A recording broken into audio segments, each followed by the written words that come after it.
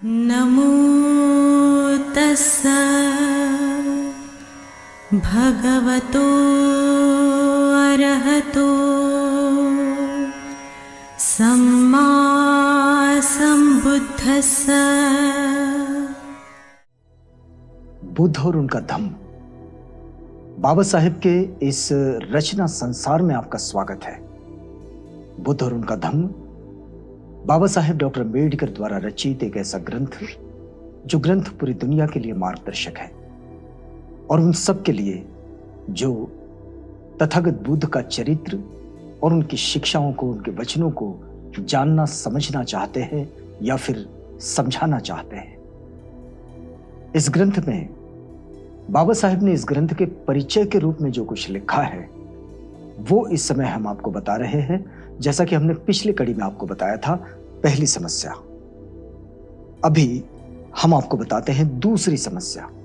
बाबा साहेब दरअसल इन समस्याओं के द्वारा अपने पाठकों से और समस्त उन बौद्ध जगत के उन लोगों से ये सवाल पूछ रहे हैं कि वास्तव में पारंपरिक रूप से जो बुद्ध धम्म रखा जाता है, क्या उसमें इन चर्चाओं पर इन समस्याओं पर विचार करना भी चाहिए या नहीं। तो दूसरी समस्या बाबा साहेब उत्पन्न करते हैं, लेकिन यह समस्या उत्पन्न होती है आर्य सत्यों से। और बाबा साहेब बताते हैं कि दूसरी समस्या चारों आर्य सत्यों से ही उत्पन्न होती है। प्रथम सत्य है दुख, आर्य सत्य। तो क्या मैं चारों सत्य भगवान बुद्ध की मूल शिक्षाओं में समाविष्ट होते हैं? यह बड़ा महत्वपूर्ण प्रश्न जो बाबा साहेब उपस्थित कर रहे हैं कि दुख ये आर्य सत्य है और ये जो चारों सत्य हैं, इन चारों सत्यों को क्या तथागत बुद्ध की मूल शिक्षाओं में समाविष्ट होना चाहिए? क्या वो इसकी शिक्षा देते हैं? बाबा साहेब का सवाल है ये। अब बाबा साहेब इस पर आगे लिखते हैं कि जीवन स्वभावतः दुख है। यह सिद्धांत जैसे बुद्ध धम्म की जड़ पर ही कुठराघात करता प्रतीत होता है। अगर दुख है, दुख है, दुख है, इतनी ही बात है संसार में, तो फिर इस संसार में रखा क्या है? बाबा साहेब कहते हैं कि अगर दुख है, दुख है, इतनी ही बात को तथागत की शिक्षा का सत्य मान लिया जाए, आर्य सत्य, तो फिर बुद्ध की मूल शिक्षाएं जो तथागत देते हैं उस पर ही यह कुठराघात हो जाएगा। बाबा साहेब आगे लिखते हैं कि यदि जीवन ही दुख है, मरण भी दुख है, पुनरुत्पत्ति भी दुख है, तब तो सब कुछ समाप्त है। अगर ये सब कुछ दुख है, न धर्म ही किसी आदमी को इस संसार में सुखी बना सकता है और कोई दर्शन। अगर जन्म भी दुख है, मृत्यु भी दुख है, सब कुछ दुख है, तो फिर कोई धर्म या कोई दर्शन इसमें कर क्या सकता है? कोई आदमी को इस संसार में सुखी बना सकेगा? यदि दुख से मुक्ति ही नहीं है तो फिर धर्म भी क्या कर सकता है? यदि दुख से मुक्ति ही नहीं है तो फिर धर्म क्या कर सकता है? और बुद्ध भी किसी आदमी को दुख से मुक्ति दिलाने के लिए क्या कर सकते हैं? क्योंकि जन्म ही स्वभावतः दुखमय है। अगर इस बात को मान लिया जाए कि जन्म ही दुखमय है, तो फिर कोई बुद्ध, कोई धर्म, कोई धम्म क्या कर लेगा? बाबा साहेब आगे लिखते हैं कि ये चारों आर्य सत्य, जिनमें प्रथम आर्य सत्य है कि दुख सत्य है, अबोधों द्वारा बौद्ध धम्म ग्रहण किए जाने के मार्ग में सबसे बड़ी बाधा है। जो बौद्ध नहीं है उन लोगों को बौद्ध धम्म ग्रहण करने के इस मार्ग में यह सबसे बड़ी बाधा है, रुकावट है। ऐसा लगता है कि यह सत्य मनुष्य को निराशावाद के गड्ढे में ढकेल देते हैं। ये जो सत्य है, ये सत्य मनुष्य को निराशावाद के गड्ढे में धकेल देते हैं। ये सत्य भगवान बुद्ध के धम्म को एक निराशावादी धम्म के रूप में उपस्थित करते हैं। अगर सिर्फ दुख की ही चर्चा करनी है तो फिर बुद्ध पर जो आरोप होता है निराशावादी होने का, तो ये तो निराशावादी ही घोषित कर देंगे। फिर ये आरोप ठीक माना जाएगा। अगर वे सिर्फ दुख की चर्चा करते हैं।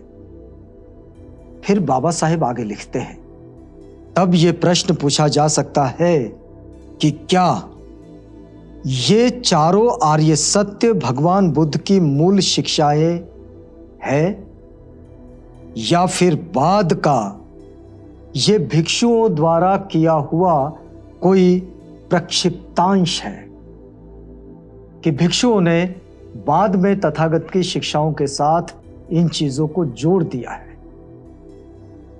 तो बाबा साहेब ने ये दूसरी समस्या खड़ी की है और बुद्ध और उनका धम्म का परिचय देते हुए अब तीसरी समस्या की ओर बाबा साहेब बढ़ते हैं। बाबा साहेब लिखते हैं कि एक तीसरी समस्या आत्मा, कर्म तथा पुनर्जन्म के सिद्धांत को लेकर है। यह भी बड़ी चर्चा का विषय होता है धर्मों के सेगमेंट में।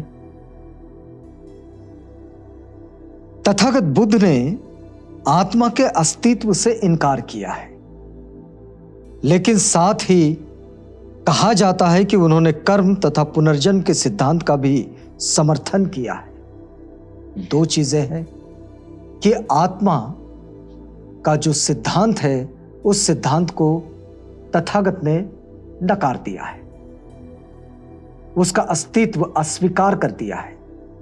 लेकिन कर्म और पुनर्जन्म इन दोनों का समर्थन किया है। अब बाबा साहिब पूछते हैं कि यह प्रश्न पैदा होता है कि आत्मा ही नहीं तो फिर कर्म कैसा,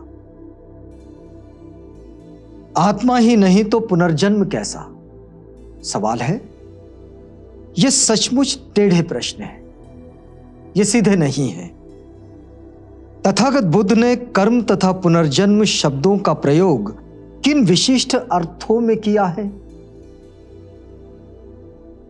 तथागत ने इन शब्दों का प्रयोग जो किया है, इनका जो उपयोग किया है, वो किन अर्थों में किया है जो अर्थ उन अर्थों से सर्वथा भिन्न थे जिन अर्थों में भगवान बुद्ध के समकालीन ब्राह्मण इन शब्दों का प्रयोग करते थे।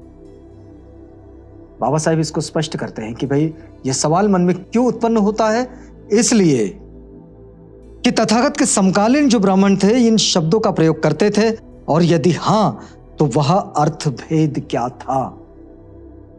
अगर शब्दों का प्रयोग करते थे फिर उसमें अर्थ क्या था, अर्थों में कोई अंतर था, अथवा उन्होंने उन्हीं अर्थों में इन शब्दों का प्रयोग किया जिन अर्थों में ब्राह्मण जन इनका प्रयोग करते हैं।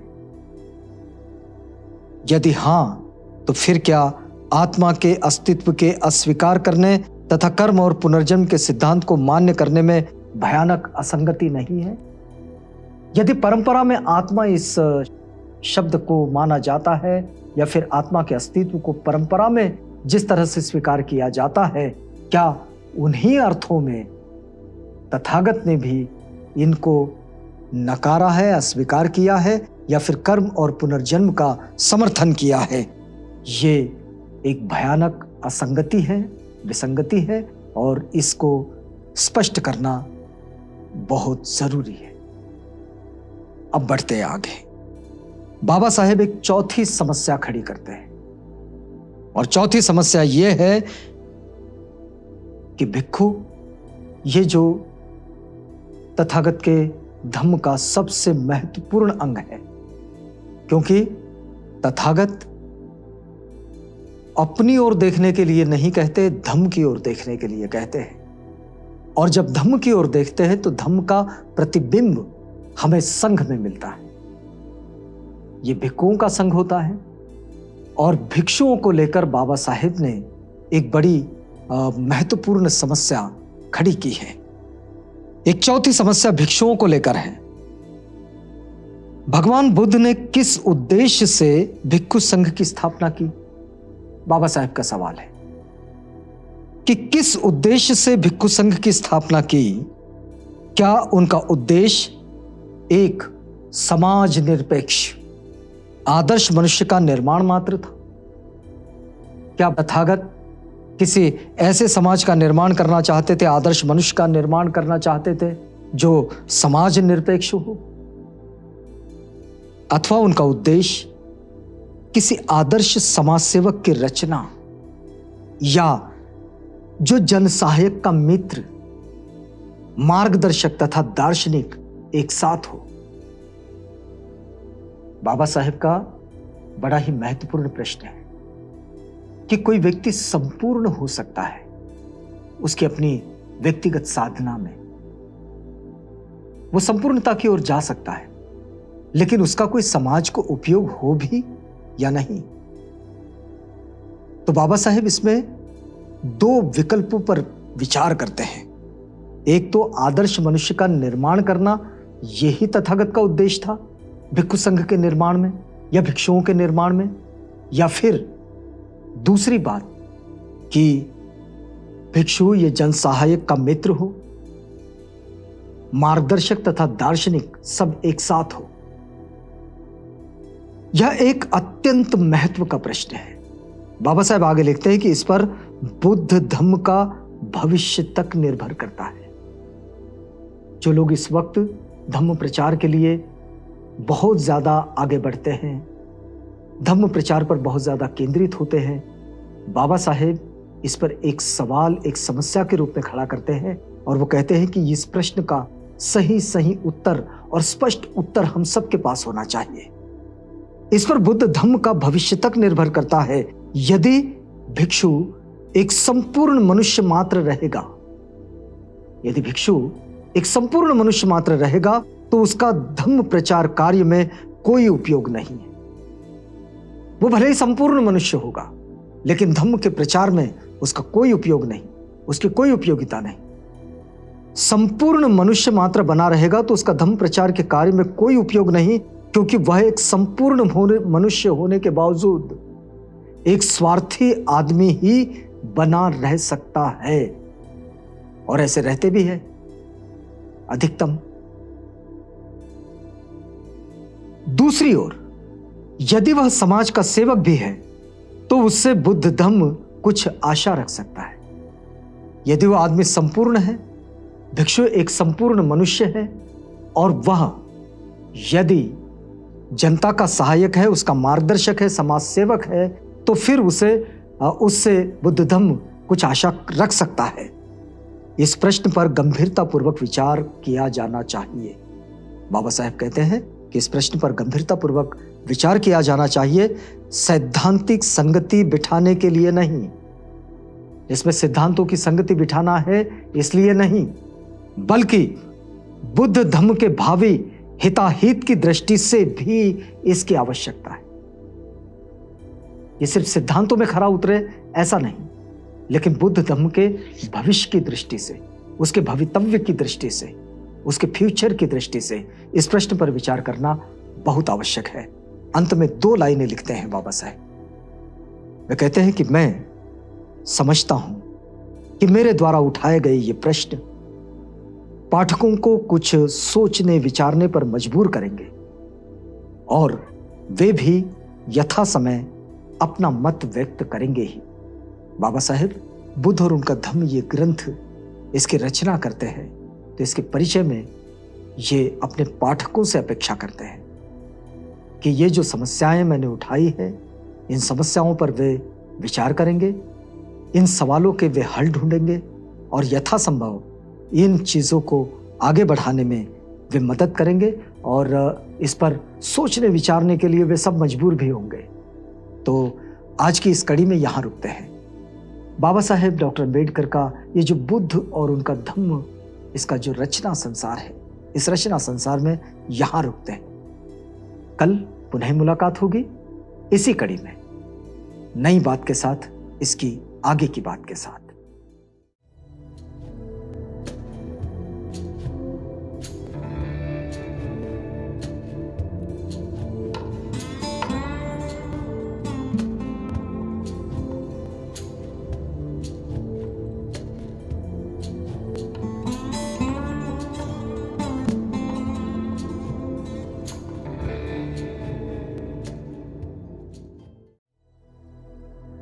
बुद्ध और उनका धम्म